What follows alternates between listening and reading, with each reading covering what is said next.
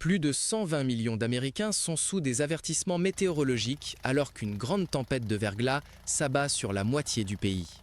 Une forte neige a recouvert au moins 17 États, de New Mexico à New York, et les autorités conseillent aux résidents de rester chez eux pour éviter les risques.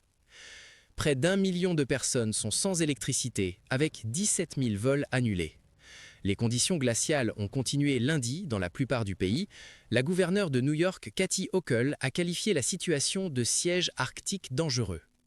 Les météorologues considèrent cela comme la plus grande tempête de verglas depuis plus d'une décennie, avertissant de températures en baisse avec la tempête polaire en cours.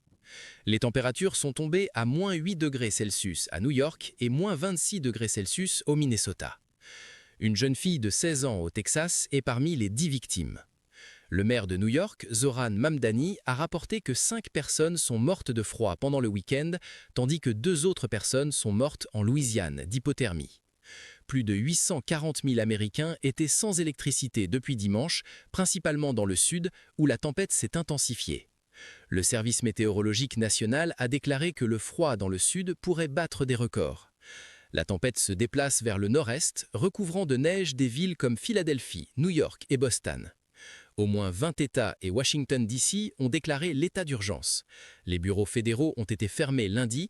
Donald Trump a écrit sur Truth Social « Nous surveillerons la tempête et resterons en contact avec tous les États. Restez en sécurité et au chaud ».